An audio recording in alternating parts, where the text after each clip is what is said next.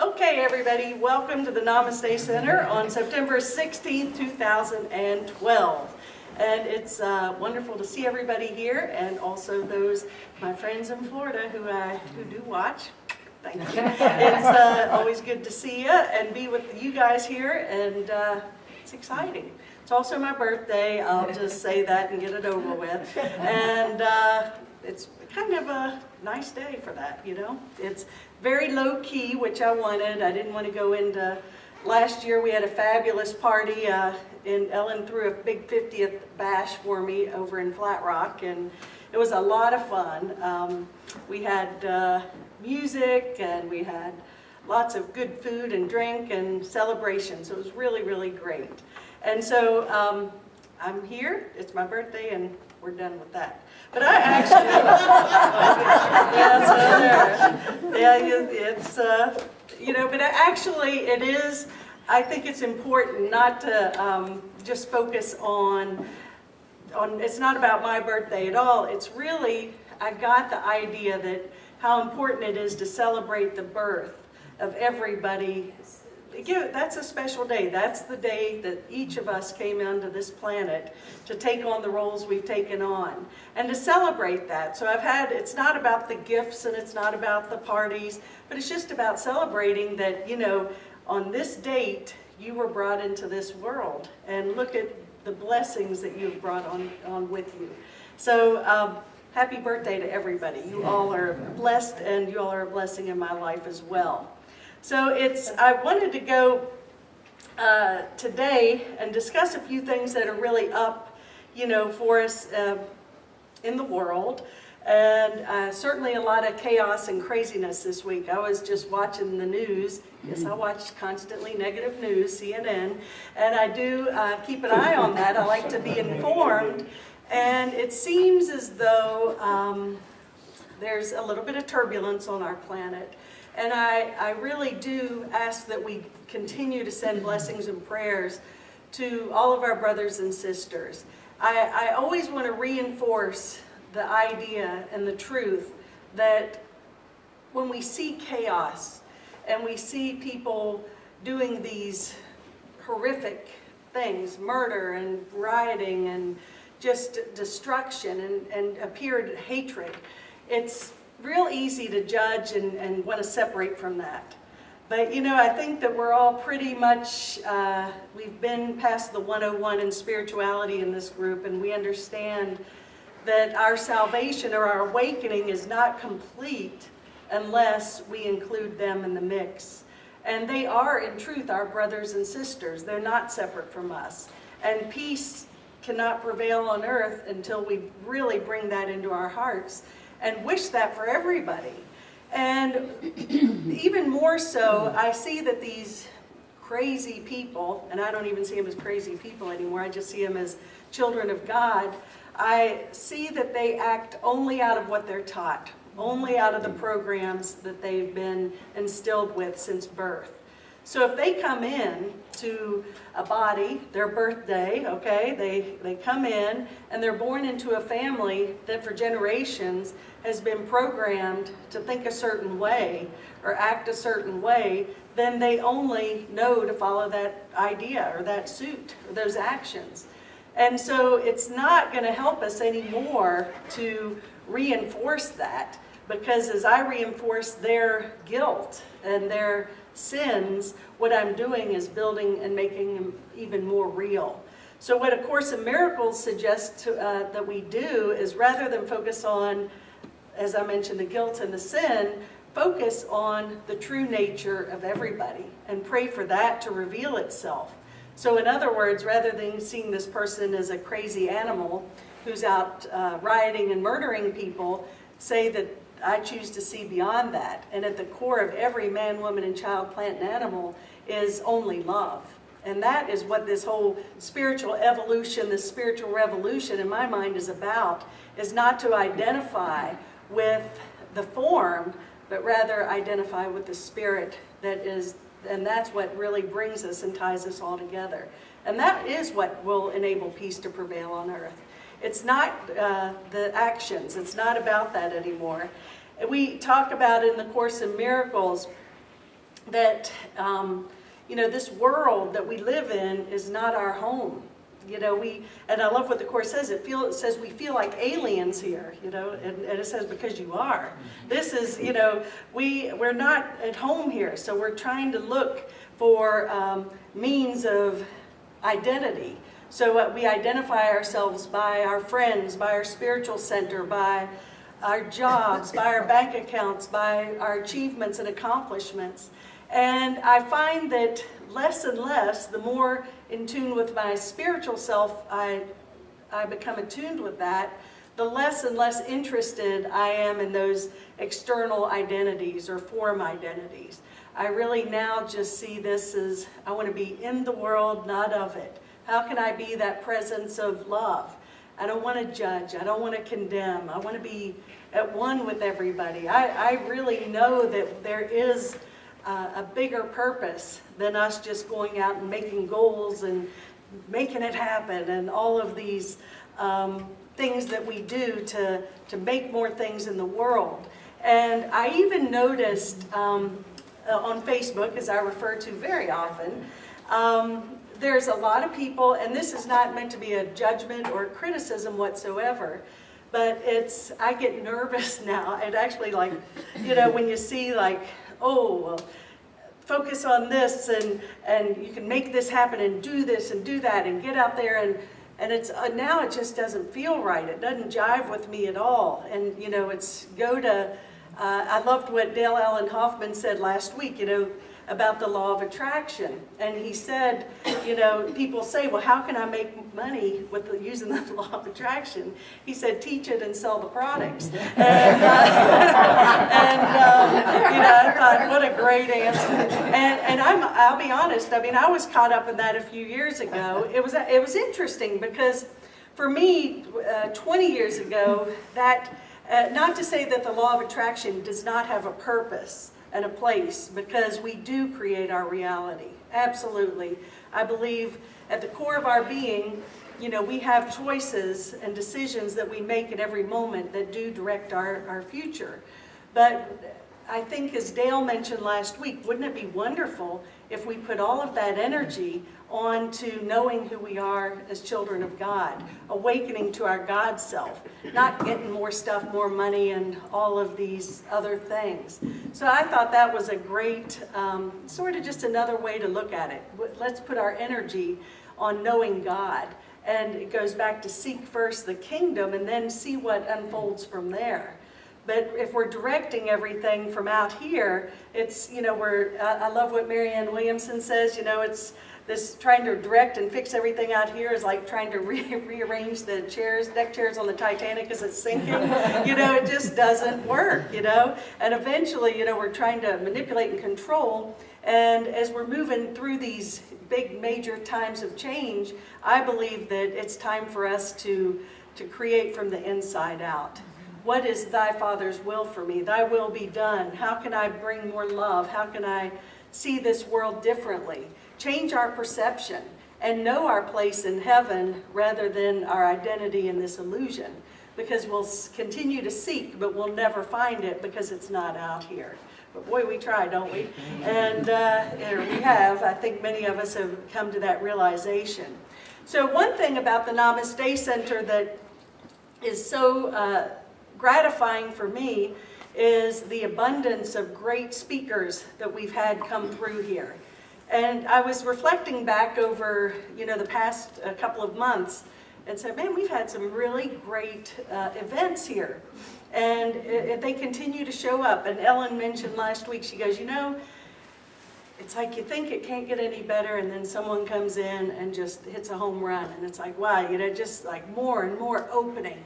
And just over a couple of people that we had over the past couple of months, some of the ones I'd like to just point out a little bit of what their message was number one, about a month ago, we had Michael Young, a fellow from Asheville, who really he just sat here so peaceful, so content, and so tuned in.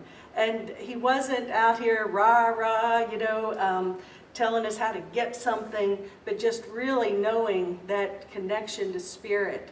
And really just that sense, more than anything from Michael, even more than the words he said, I just got a great sense of peace from his presence. And I really believe that that's what it's about. As A Course in Miracles says, we don't teach by, we teach by demonstrating. Who we are speaks louder than anything that we could say or do. But so why do we do it? You know, why do we continue to have these speakers and teachers? Good question. No. So anyway, so I know you all were thinking that, right? So why the heck do you continue to do these programs, Char? So anyway, the reason is there is a purpose and a reason for everything. But it's, as Marianne, also, I always get jazzed up. I think Marianne Williamson is probably one of the clearest teachers of A Course in Miracles. She can take very challenging concepts and ideas and just bring it right here. And one thing she had talked about on her Oprah interview as well was the idea of now we've been just bombarded with information. I mean, just tons of information. Here at the Namaste Center, you can go on the internet and just go for days. You could never gather all the information that's available. There's tons of good stuff out there, great information. And I think it's useful and powerful. But, you know, at a point, am I using this as a means to wake up, or am I using this as a means to, as A Course in Miracles says, shift ceaselessly from one thing to another, looking for that perfect answer? And it really is a question, I think, at this time we need to ask ourselves. Are we going to take these tools and begin to live from that place? Or are we just going to say, okay, that was good, next? And, you know, we can get caught up in that cycle. So we can take it either for holy purposes or to delay our awakening. And I ask you to consider really what is your reason and purpose for continuing your spiritual studies. And I think the way we know, as A Course in Miracles also says, peace is the barometer. What's your level of peace in life? And peace does not come from external conditions, but rather a decision to be peaceful, period. That's it. It's nothing in this world can take away my peace unless I choose to let it, and unless I engage in it. A Course in Miracles describes the miracle as one simple thing, and that's a shift in perception. Meaning that the same situation that got me all upset and angry last week or yesterday now doesn't have that stronghold over my emotions and over my sense of peace. And when we can step into that, then we really are masters and we're living in the world and not of it. So we also, you know, the Course in Miracles talks a lot about forgiveness, And forgiveness not from the model of saying, well, you've done this terrible thing, so I forgive you. But true forgiveness means that I accept responsibility for my perception of how I see the world. In other words, the Course says there's nothing to forgive. What makes the need for forgiveness is because I've placed a judgment on something out here, okay? So the forgiveness wouldn't be required unless I saw something incorrectly. And the Course goes on to say also, we don't need to ask God for forgiveness because God's never placed a judgment upon us. And since we're extensions of that perfect love, we have that potential. But there again, back to what I mentioned earlier, those programs are really what keep us stuck. Because we're programmed to think that we need to be at war, that we need to be right. Do you prefer to be right or happy? Another quote from the Course. Defend, attack, judge. Those are all perpetuating distraction from heaven. That's what they're designed to do. You can say it's the devil. You could say it's the Course says it's the ego. But whatever you choose to call it, it is designed to keep us asleep and not knowing our connection with Spirit. So when we begin to recognize that, through forgiveness is our true salvation. We awaken and see the world forgiven, as the Course says. Well, Ken and Lloyd spoke, talk about a lesson in forgiveness. They had a challenge beyond the affair. Lloyd's willingness to work with Ken in this situation of not really either running away from it. How often do we do that? Oh, you really made me mad, I'm leaving. Or rather yet, I'm going to hold this knife over your head or this hot water over your head, whatever I'm trying to say there, and I'm going to blame you for this for the rest of our time together. Neither one of those is healing the situation. But, we have to understand that our relationships, if we think that we're really going to escape by just leaving a relationship, it goes back to that thing. You're going to go attract exactly the person who's going to reflect that lesson back to you again. So you might as well heal it where you're at. You don't have to continue to say, I always refer to that Michael Rice book, and the title says it all. Why is this happening to me again? Why have I married the same guy 5 times? Well, because you didn't get it the first 4 times, and you're going to marry him 4 more times. Right, Susan? And, Rice marks on my face. But I do, Susan, I don't mean to embarrass you, but Susan, is getting married this fall, which is so exciting, and I'm so touched by her, recognition. I don't want to go in and create this same crud again in this relationship. I want this to be a wholly healed relationship. And the work you're doing to prepare this is admirable. So that's just fascinating, So we begin to recognize that we don't have to continue those same patterns over and over and over again. And I always look at my life, where am I creating these same patterns? And recognizing that, taking self-responsibility, that's a big one. I am responsible for the world I see. And the empowering part of it, some people will say to me, I don't like that at all. I don't believe that I created this in my life. Why would I have done that? And I say, well, you know what? I'm not saying it's a conscious. What I've come to learn, it's not a conscious decision that we say, oh, I'm going to go bankrupt, or I'm going to create cancer in my body. It's not about that. It's not a conscious thing, but rather maybe a soul choice or a spiritual lesson, something that we can learn to make us stronger. I know people who have been through tumultuous lessons, challenges in their life, and have been able to rise above and find such peace and clarity, and their presence is so powerful because they owned it and they chose to move forward. They didn't see themselves as a victim of just, just someone throwing darts at us saying, oh, God, you're going to go bankrupt or whatever it is. So it really is up to us. If we accept responsibility, that means I can also be responsible for changing it. If I thought I was just a victim or random recipient of crazy stuff, then I would feel pretty powerless in this world. So that there is a lot of power in acceptance and understanding of things. And even beyond that is, even though it looks like there's strife and strain and pain and suffering, which on a human level there is, if you go to the core and the essence of everything, there's only love. So we need to peel away all those layers that keep us from knowing that. The Course doesn't aim at teaching the meaning of love, for that's beyond what can be taught, but rather removing the blocks to the awareness of love's presence, which is your natural inheritance.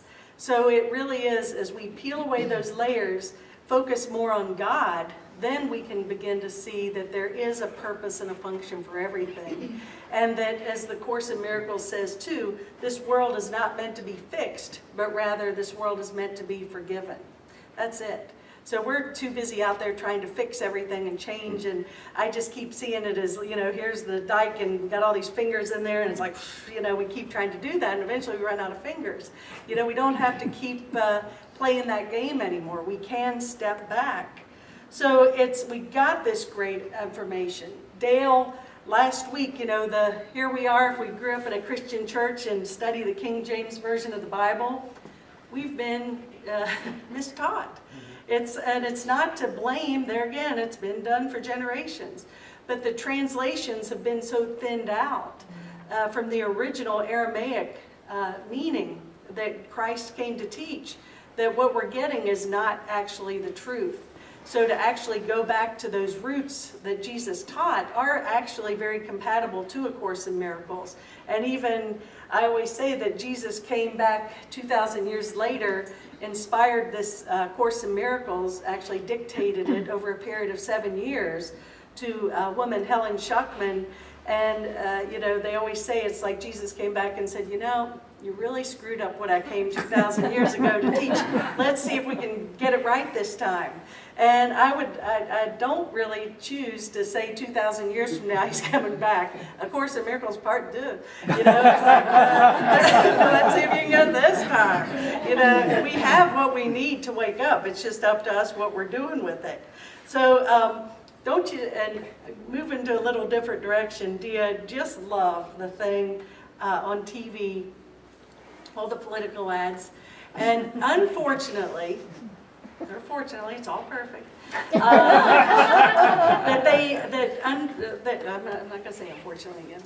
That they've actually say that using, even though they're lies and negative, that if you can just say the lie over and over and over enough, that people will believe it. So, you know, we're all around here saying, well, just tell the truth and be honest and open, and then we can make a decision, because that doesn't sell. And that's a little disappointing, but also that doesn't mean that we have to buy into that, that we do have a choice, and we can be the change that we choose to see in the world. As it says, are you better off than you were 4 years ago? Well, I think I am. Financially, if you look at my checkbook, it's not. And certain material things in my life are not better by the judgment of the world. But I, Charlotte, my soul, I'm so much more awake than I was 4 years ago. But it took some rocking and rolling and rattling for me to get it. I really don't choose to go through another year like this past one. It's been a little turbulent. But I do see that the lessons are there, and the lesson is always forgiveness. And so are you better off 4 years? Well, if you identify with the form, probably not. Some of you say, hell no, I'm not. But if you identify with your spiritual self, I bet you are. And that's all that really matters. So it's really not about the stuff in our life, but rather our relationship to it. And if I could be in the world, not of it, then I can really begin, the world has no power over me. Then I have power and domain over the world. And that's what it's about, us living in the kingdom of heaven and really stepping into our God-given power. But we have to be willing to let go of all these programs and beliefs and things that we felt sustained and supported us for the good stuff to come up. Here's a little quote from Don Miguel Ruiz, who wrote The Four Agreements. Simple little book, you know, it's hard to believe that one little book, you know, some people think they have to write these books with small print and thousands of pages to like get a point across. And The Four Agreements is, you know, so simple but powerful and changed millions of lives for the better.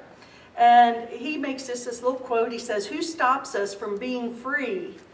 We blame the government, we blame the weather, we blame our parents, we blame religion, we blame God. Who really stops us from being free? All right, yes.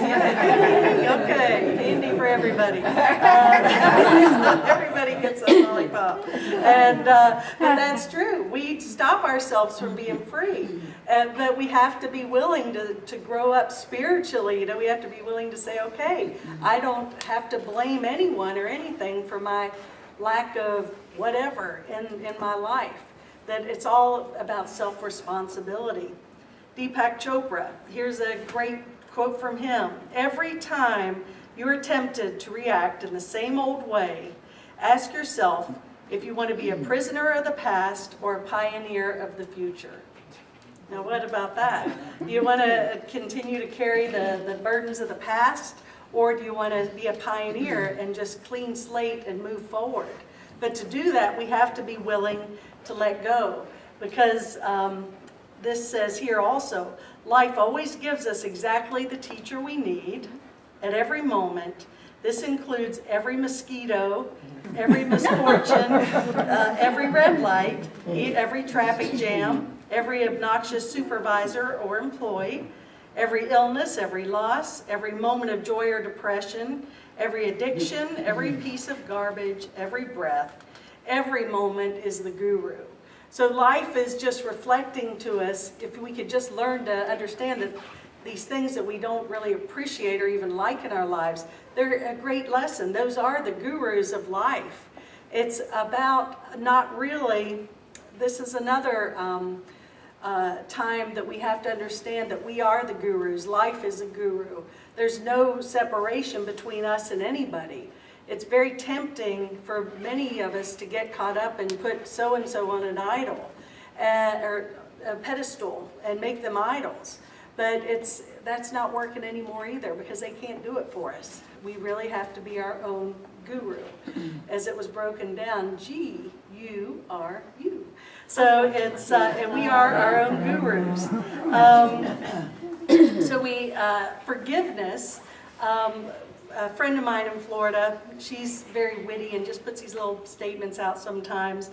And she says, you're having someone you don't really feel like forgiving. And again, back to self-responsibility. She said, if you don't like someone, call them by your own name and watch your judgments then. So it's, that's a good one, isn't it? Yeah, so think about it. That's a pretty good one. And Marianne Williamson, quote from her book, The Healing of America, all abundance comes from within. As consciousness precedes matter, our economic policy should be this: to teach and remind every American of his or her inestimable value and potential, to create the context in which these gifts are most likely mined, and then strictly adhere to the ethical standards by which each person is held accountable for what he or she does or does not do. Banks should not be the center of our economic policy. Stock markets should not be at the center of our economic policy. We should be at the center of our economic policy. Our education, our welfare, our creativity, and our potential for genius. So we are, there again, tap into your true power. We don't have to depend on anything externally to sustain us and support us. If we come from that, everything will be given to us that we need. But it takes a level of trust and confidence and letting go of old programming. And as I mentioned earlier about the lesson of A Course in Miracles, and also making a clean slate for the future, like Deepak Chopra said here, that we want to be a pioneer of the future. Well, how do we do that? When we're tempted to get into fear and judgment and bring the past in, take a breath and say, I place my future in the hands of God. Show me where to go, what to do, what to say. I don't know what to do because I'm so stuck on this idea here. And if we can begin to practice and develop that confidence, then things do change and things tend to work out. I really noticed that even yesterday we talked about in our ministry class, one of the questions was, where do you see yourself 10 years from now? And the answers were so sacred. It wasn't like, oh, I've got a mega church with, Jumbotron screens, and it wasn't about that. It was really just about being that presence of love wherever we were. It was about, opening ourselves up to be led by love, not by fear. And that's really what we're headed towards. I do believe that wholeheartedly. But we have to be the willing participants in that creation and manifestation. And in chapter 30, the new beginning of A Course in Miracles, I just want to touch a little bit about this because it really does give us specific direction on how we can begin to co-create with Spirit. And it's chapter 30, the new beginning, and it's a section, Rules for Decision. And it goes on to say, the new beginning now becomes the focus of the curriculum. The goal is clear, but now you need specific methods for attaining it. The speed by which it can be reached depends on one thing alone, your willingness to practice every step. Each one will help a little every time it's attempted, and together these steps will lead you from dreams of judgment to forgiving dreams out of pain and fear. They are not new to you, but they are more ideas than rules of thought as to you as yet. So now we need to practice a while until they're rules by which we live. We seek to make them habits now, so we will have them ready for whatever we need. And it goes on to say, today I will make no decision by myself, which means that I'm not choosing to be the judge of what I do. But it also means I won't judge the situations where I will be called on to make a response. For if we judge them, we've set the rules of how we should react to them.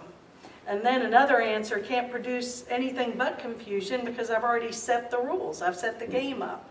So this is really saying my ego, is not going to make any decisions for myself.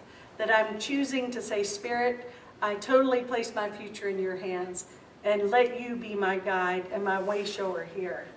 And it goes on to say, if I make no decisions by myself, this is a kind of day that will be given to me. And it says if we practice this well, it will serve to let us be directed without fear, opposition, and no problems. And it's through practice, this exercise says, it would be really wonderful, and it is possible, maybe not likely, that we say, okay, I surrender, and then we do go into this like awakened world. But it also goes on to say here that it is, what do we get back? It really depends on how much effort that we put into it, how often we're willing to receive it. And that's just about peeling those layers of the onion away till eventually we have a lesser and lesser veil between us and truth. So if we practice this, I place my future in God's hands. I will make no decisions by myself because I want a day of peace rather than conflict and fear. So in closing, just want you to ponder, what kind of day do you want? What kind of life do you want? Where do you see yourself 10 years from now? And also to see the gift rather than the curse in some of these challenging experiences. Because everything does come as that gift or that guru to us. And one of my favorite quotes from A Course in Miracles, when we get too much into that analytical planning mode, it goes on to say, a healed mind does not plan. Doesn't mean that we don't actually, this world does require a level of structure, maybe not at the Namaste Center, but at other places it requires some structure. And but it also, when it says a healed mind doesn't plan, it means that I'm willing to just open up my heart and my mind and be led by that voice of spirit inside of me. And then every person that is meant to help me fulfill my goal to achieve that is going to appear. It means that I will be supported in such a way that this world could never offer me. I'm supported by angels and God and truth and love. We just have to get ourselves out of the way. Does that make sense? So I just offer you guys to join me in placing the future in the hands of God. Move forth. Try not to be tempted by the judgments of politics and the conflict in the world. Use that as an opportunity when we watch the news, which I do. Just send blessing. Holy Spirit, help these, people to see them as you see themselves, as you see them. And not get caught up in all the conflict and fear and finger pointing. It's like they say, with every finger pointed out here, we got 3 back at ourselves, right? So it's self-responsibility. Choose to see the world as healed. And then we've fulfilled our purpose in God's plan for awakening. And so it is. Namaste. Namaste. Namaste.